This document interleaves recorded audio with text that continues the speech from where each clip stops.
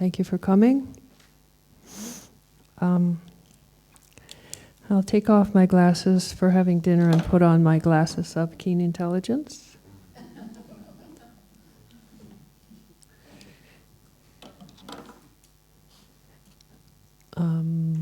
In order to make clear right away that this is not a philosophy lecture, I'll begin with a short talk. What is a short talk, you might ask?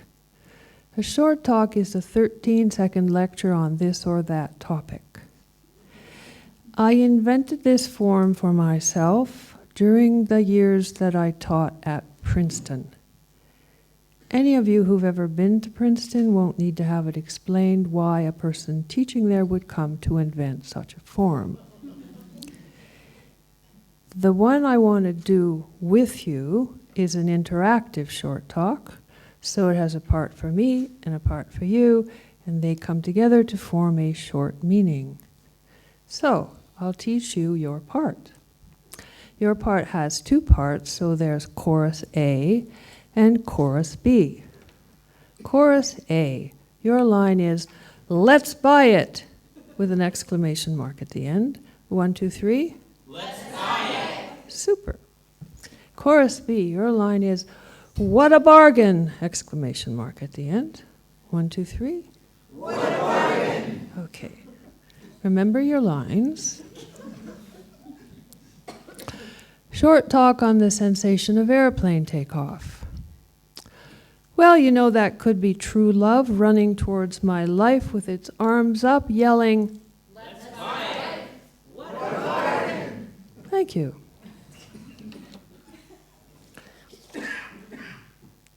That's the most fun you're going to have this evening. Over to me.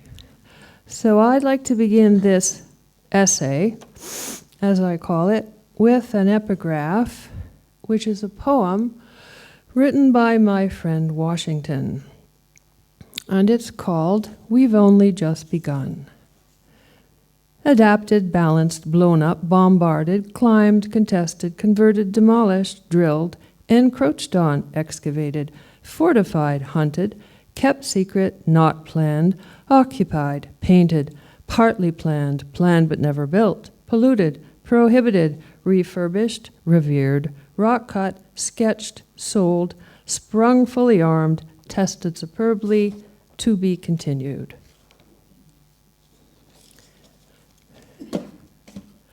We've only just begun, an essay on the soul. They got into our car at a stoplight. It was cold. We never locked the doors in back. There were two of them. At the apartment, they terrorized us. It took all day, most of the night. There was beating and thrashing and scorn and damage and fear. Sounds I didn't know came out of us. Above all, it was boring. In the sense it was all actions and all bad. There is no life of the mind available amid beating and thrashing and scorn and damage and fear. No space at the back of oneself to go to and think anything else. Long stretches of boredom that fill up with something like thinking, but there is nothing to think except what it is to be in this, and what it is to be in this is simply and utterly nothing but what it is. No volume around it, no beach, no reverie.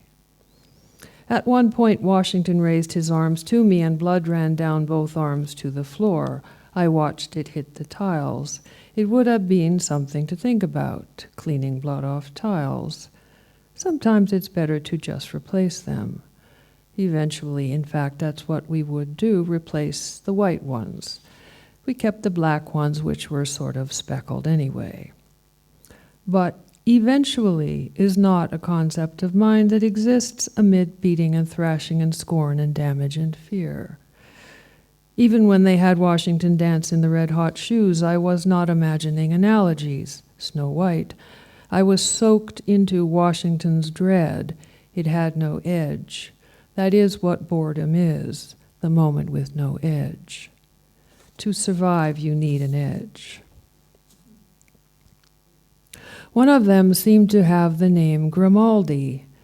"I'm slipping," Grimaldi would say every so often in a breaking apart voice, and the other guy would cross the room and stand close to him and murmur.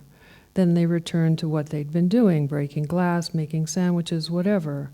Washington had blacked out by this time. He did not hear it or see it. I was on the floor with little holes burnt in me, but otherwise okay, pretending my hands were still tied, although they weren't, watching for the edge. "I'm slipping," is what I thought he was saying, but I couldn't quite hear. It might have been "I'm leaking" or "I'm lingering," and there it was, the edge. "He sounds like one of the undead," I said to myself. "A zombie." Now, I don't believe in the undead. I'm a scientist, but numbers of people do, and it stands to reason that among them are those who claim they are the undead, and on that account fear leaking, lingering, perhaps slipping. They are people snapped shut on themselves. "Don't fall asleep yet," one of them said. Their voices seem made of wood or blows falling on wood. If I moved, he laid his lash onto me, the one called Grimaldi. It was a length of plastic skipping rope he wore draped round his neck, sandwich in the other hand. His colleague was looking through our tea cupboard. Grimaldi came over. They were grunting and flailing, and Grimaldi, with the end of his lash, knocked a tin off the counter. Formosa oolong. It crashed to the floor, bounced. He cursed. Washington's eyes flapped open like a soul on a clothesline. How blue are Washington's eyes, and what a good thing it is. Like sudden oceans, like the shadow at the back of each wave after the fresh collapse. Blue as blue lane lines on the bottom of a blue swimming pool. Blue as the Atlantic at 30,000 feet. Blue as a Chinese winter dawn, blue as an Ohio summer dusk, blue as crows in the sun, blue as distance, Gatorade blue, Alice blue, Salt Lick blue, satellite blue. Satellites aren't blue. I go too far with analogies. Washington notes this from time to time. I'm a blurter, a leaper, a presumptor. I come forward, he goes back. Every couple has a score, don't they? I mean an orchestral score. And the fact of him being somewhat inward and me as subtle as a cheap motel sign gives our score a jumpy character. We met on a bus in northern Greece, Washington and I, a vacation tour. Everyone else on the bus was Chinese. I don't recall why I took the Chinese tour, and I never asked Washington why he did. Our guide was perplexed but valiant, and translated all her monologues into a shrill, unusual English. Her name was Ling. I wondered idly where Ling got her English until the day. It was a long, apathetic day of mountain switchbacks and hollow clouds, leading to early dinner at an olive oil factory managed by Ling's cousin, when she unfurled the microphone, turned up the volume, already quite high, and favored us with the entire repertoire of Karen Carpenter. She smiled while singing. All this sentimental material was flowing across the front of my mind, while at the back I rummaged for anything I knew about the undead. Bad walkers? Brain eaters? What else? But now he was frowning at me, the one called Grimaldi. "You have a problem," I said. "Need to piss," said Grimaldi. I gestured with my forehead in a down-the-hall direction. Off he went, sidling and ducking. He forgot his lash. I saw Washington notice this, the lash. I lay back on the floor in a posture of reflection. I was in physical pain. From the pain came anxiety crawling out all over the place, a hot and cold anxiety on little childhood currents, starting up everywhere in body and mind, tingling every follicle. It is the vagus nerve organizes such reactions. I was mentally following the path of the vagus nerve around my body and seeking to quiet it when a cry broke through my thought. From the direction of the bathroom, Grimaldi had met Rocket. We keep Rocket in the bathroom. He likes to nest in a pile of towels and have easy access to the bathtub, which we keep filled. A python bathes most of the day when he isn't sleeping or otherwise busy. Rocket has a calm and accepting nature generally, but snakes don't see very well and have no ear canals at all. They navigate chiefly by smell. So when a scent triggers the feeding response, the next thing that moves is food. Perhaps Grimaldi ought not to have wandered into Rocket's environment with a sandwich in one hand. They were in close communion when they toppled out of the bathroom. Grimaldi's cries tore the air, and a terrible smell came off him. Pythons subdue their prey by wrapping the upper torso of the victim and tightening the coils gradually. Constriction has as its main purpose the reshaping of the victim into a narrow oblong package able to be swallowed, preferably alive. Items up to the size of a small antelope can be dealt with in this way. Grimaldi was, as it happens, too big to be swallowed by Rocket, but he did not know this, and Rocket was proceeding with zeal, hence Grimaldi's repeated cries of, "Hack the thing! Hack it off me!" Meanwhile, I was starting to focus in on the relationship between these two guys. The other one still wearing his big KGB sunglasses. I remembered thinking, he looks like Putin when he got into the car all those hours ago.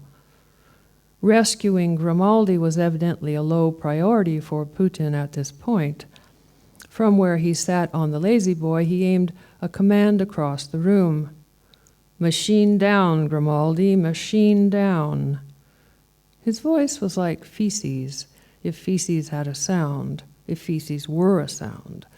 And I know what this would be from dreams I have had since, in which his bottom-of-the-shit-barrel voice is a dark soundtrack.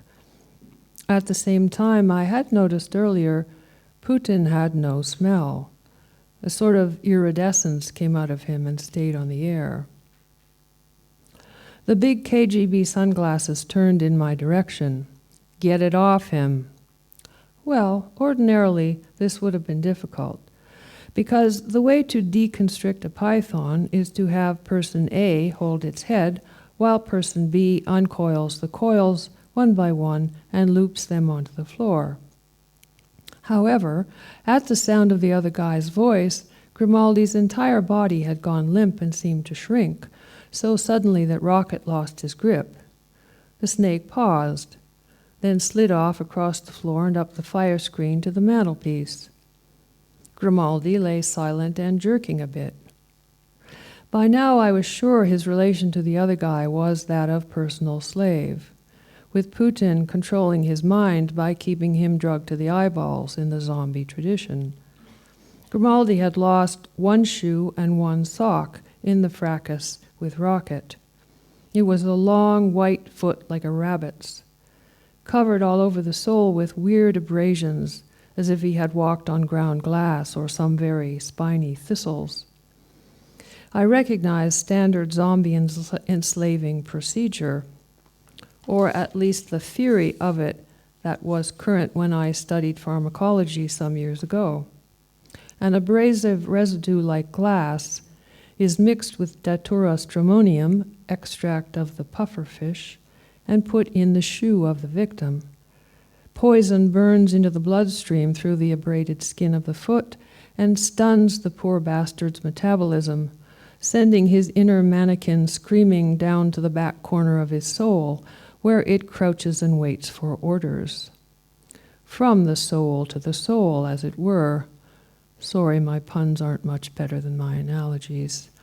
Washington frequently notes this too. I gazed at the ceiling and considered souls, S-O-U-L-S. The soul of Greece was a topic that often arose in conversations with elderly gentlemen in tavernas when Washington and I were on the China tour. These gentlemen seemed to mean something glorious and trans-historical, rather than the irregular lump of solid it that most of us have in mind. Washington's soul, S-O-U-L, I did not glimpse at all until the very end of our time in Greece. We had left the bus tour and traveled to Athens for our 2 final days. It was 42 degrees Celsius in Athens. We kept having small, violent fights about small, stupid things. If I describe them, I will soon sound like a pressed piano key, so I will merely mention that whenever Washington entered our hotel room, he locked the door behind him, then closed and locked the windows, then checked the closets. It was not the sheer illogic of these actions, why check the closets after you've locked the door, so much as their banality that bothered me. Big philosophical forms of dread are fun to discuss, but tiny terrestrial terrors just make me depressed. And if I questioned him, he'd say, "I was brought up in New York City, I have these fears," and give a sort of fake gangster laugh. So there we were, our last evening in Greece, not speaking, trailing around behind an English tour group in the new Acropolis Museum of Athens. It was wonderfully cool in the marble corridors of the archaic and pre-classical wing. Everything seemed to float, in its own vague light. Here are broken off pieces of buttock or torso or shoulder, draperies streaming mid-air, and many an empty pedestal with "Removed to the British Museum" inscribed politely underneath. I was studying a shard of pottery on which someone in the 7th century BC had scratched a single name over and over, the same name. And I was wondering whether a person would do that as a blessing or a curse, or maybe in hapless sorrow. Like the postcard my mother got once from my brother when he was on the downslope to drugs and death. On the back of the card he had written simply, "Michael, Michael, Michael," his own name 3 times. Just then I heard the closing bell ring and looked around, realizing I had quite lost track of Washington. I made my way to the main exit, couldn't find him. Threaded back through the crowd to the Parthenon frieze, couldn't find him. Dashed around the gift shop, nothing. Returned to the main exit and lingered there until firmly ejected by a guard. Outside, it was darkening. I walked toward Kolonaki Square and sat down on a stone bench. Small lighted kiosks were handing out gelato and ices all along the boulevard. The heat hung in shreds. I watched people drift past, talking busily, everyone in pairs or groups. Feeling ugly and sweaty and lonely and snubbed, I closed my eyes. I knew he was lost or dead and I would never see him again. Images of me flying home with his coffin flashed across my mind. And where had he put our passports? And how much money was left? And who could I get to phone the airport and change the tickets? Or should I call the police? And would they believe me? What's the Greek word for police? I took off my glasses and was searching my pockets for something to clean them, all smudgy with heat and despair, when a person sat down on my bench. He took my glasses from me and polished first one, then the other lens with a handkerchief taken from his breast pocket. A familiar Washington clean linen smell rose around me, mingling with my own vapors. There comes a moment you realize other people are not interchangeable. "I looked for you," I said, and suddenly wept. He wept too.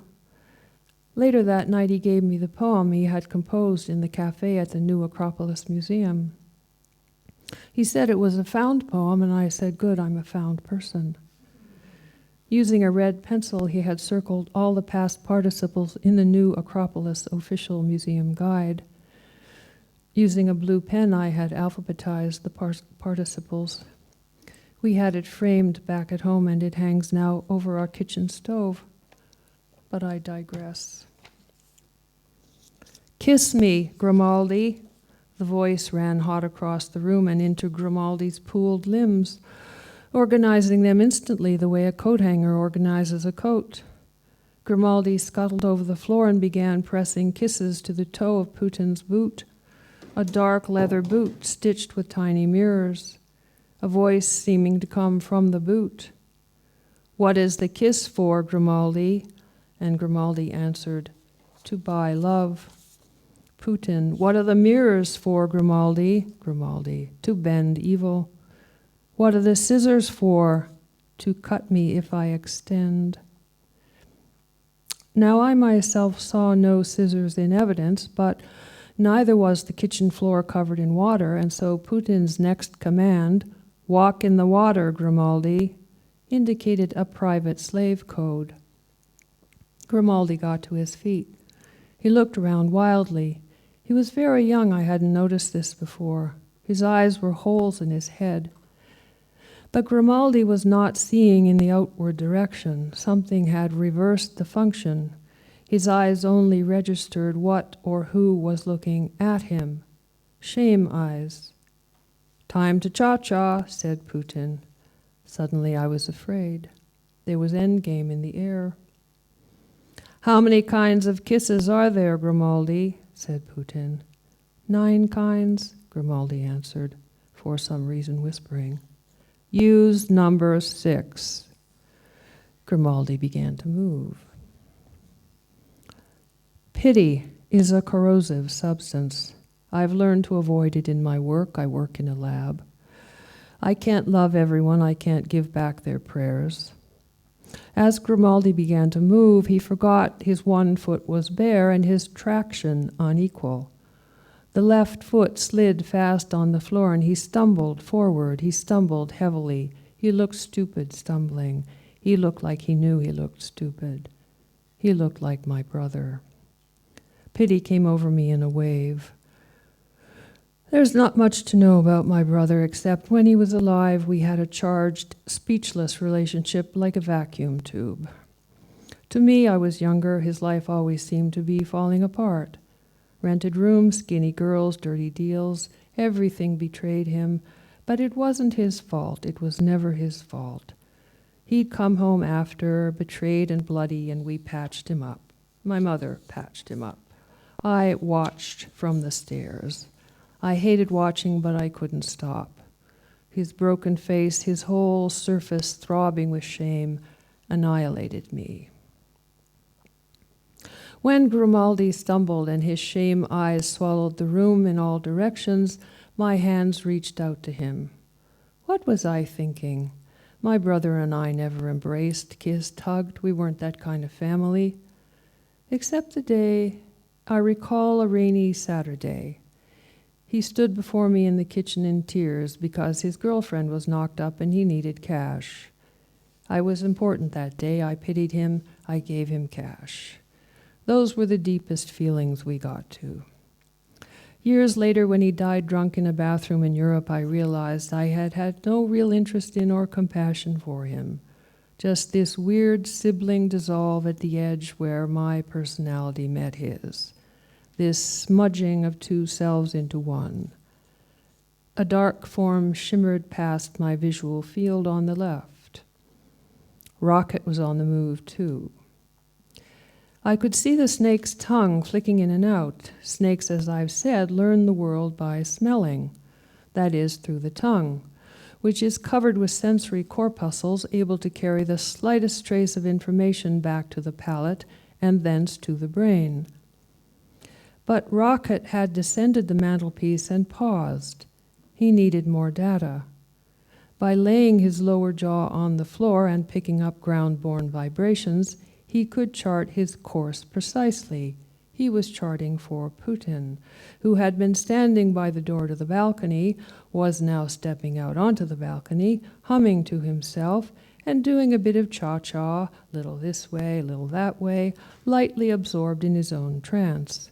His body moving like a scarf dropped through air onto water and turning with the current, coolly turning. He was a beautiful dancer. Rocket was up his leg, across the torso, and wrapping his neck before you could say stand-up comedian. Putin cha-cha'd no more that day. Grimaldi had subsided to the floor, confused. I think his body confused him. Air confused him. From his body and from the air was suddenly absent the entire hot, horrible pressure of the other guy. Did he connect Putin's fallen form on the balcony with this absence? He turned over and lay on his back, making small sounds that were to me like a broom sweeping the stairs, this calm sound. When my brother died, I swept the porch and the stairs all afternoon. There's something about sweeping and death, it goes together. And there went Rocket gliding past in the other direction. He had an expressive look. People assume reptiles lack moral sense, but that is because we make no close observation of their decisions. Rocket has a keen appreciation of the ruthlessness of men, but on those rare occasions when ruthlessness abates, he is moved to wonder and sympathy. He was sliding along Grimaldi's leg and up over his t-shirt into the V-shaped hollow formed by his bent arm. Here he coiled himself carefully and paused, laying his head on the edge of Grimaldi's chest with a small sigh. Grimaldi raised his head to look dazedly at the python. "Snake likes me," he shyly shone. Then, as a moonlit road, he dimmed again and ghosts blew across him. I've always thought random homonyms startling. Words that sound alike but mean different, like soul, S-O-L-E, bottom of the foot, and soul, S-O-U-L, principle of life, thought, or spirit. Linguists tell us that, given the great number of meanings we want to express in our language and the limited number of sounds we can produce with our mouths, there's nothing startling here at all. Homonyms are, in fact, inevitable. Still, perhaps you share with me a compulsion to find some primordial link between, on the one hand, being able to walk along the world on little platforms of tough flesh, and on the other hand, having a conscious, sensible, or spiritual otherness aloft within your body. A primordial link between the S-O-L-E and the S-O-U-L is, of course, etymologically bogus. The two words have separate historical formations. Sole of the foot deriving from Latin solea, shoe or sandal, while the origins of soul as spiritual essence are quite unknown. Any overlap in sound is, scientifically speaking, a total accident. And yet, don't they overlap in other ways? What comes to mind are considerations of tenderness or vulnerability. Where is pain felt as sharply as in the bottom of the foot, if not in the spirit? Then, too, there's a spatial aspect. The OED defines soul, S-O-L-E, as the lower part or under surface of anything, from a plow to a rudder to a drain pipe to a furrow to a glacier. And don't most people think of their S-O-U-L as a deep down layer, a metaphysical substrate? In any case, the reason I mention all this is that, as I pondered the python curled in the crook of Grimaldi's arm, with his smooth, snaky belly exposed, I found myself staring at the perfect little soles of Rocket's feet. You almost certainly know that snakes once had feet attached to legs, which they shed, for shame, according to the book of Genesis, for mobility, according to theories of natural selection. Legless, a snake can travel as fast as a human, climb trees, navigate almost any horizontal trajectory, and swim more gracefully than a fish. The python does retain vestigial traces of hind leg, those two tiny protuberances on the underbelly that poke up like the soles of forgotten feet. Every time I noticed them, I felt strange. A wind rushed by. Is there such a thing as evolutionary pathos? Two bumps of bone evoking a 500 million year ago hesitation in whatever random process or brooding intelligence was nudging creation along at the time. Snakes also carry inside them the remains of a pelvis. Does this make it uncomfortable to grind along the floor on your belly? But snakes don't feel pain the way we do. Snakes have this in common with zombies. or so I have heard, although my real opinion is, even from our lofty place on the ladder of being, we don't really know what snakes feel or zombies think. We don't know who has a soul and who doesn't. There's no test for soul. Although you may be familiar with the story of Dr. Duncan McDougall, who in 1901 attempted to discover the weight of the SOUL by calculating the mass lost by a human body at the moment of death. His experiments gave him an average result of 15 grams, but these could never be replicated by anyone else and are regarded as scientifically meaningless. More recently, an Oregon rancher tried a similar experiment on 8 sheep, 3 lambs, and a goat, who all gained weight at death. He continues to puzzle over this result. Scientists in general regard the soul test as a futile research. I'm not so sure. I think there are clues. I don't mean some bluebird that flies through the room and keeps going and ends up in heaven. On the other hand, why was that window open?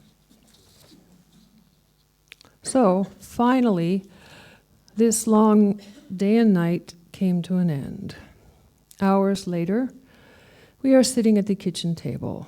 Washington has the lash in his hands, vaguely unfolding and refolding it around its plastic handles. A cold, dirty yellow dawn has strayed in. On the other side of the table is a sort of pile of Grimaldi, adrift in his hoodie, his face absent. When the police arrive, they will remove Putin's body and take Grimaldi into custody. He seems quiescent. I try questioning him. He looks at me, his eyes burn across the room. The air falls apart. He makes his broom sweeping the stairs sound, possibly a laugh. I hate this laugh. I hate sitting here. Grimaldi sinks back down into his hoodie. Well then, I say, something needs to happen, I don't know what. Screaming, sobbing, laceration, a thunderstorm? Some kind of exchange between me and this blind, beaten person. Some documentary-style explanation. They tied my foot to a pole at night. They told me they could put me in a bottle anytime they liked. Or perhaps we all need a moment of redemption. How about we light sparklers and exit to the balcony, stand side by side gazing out on the dawn? Then again, why not just have Rocket murder him? But Rocket has made his own decision. When the police officer bustles in and out of the bathroom to take a piss right beside his head, Rocket does not even wake up. Thank you and good night.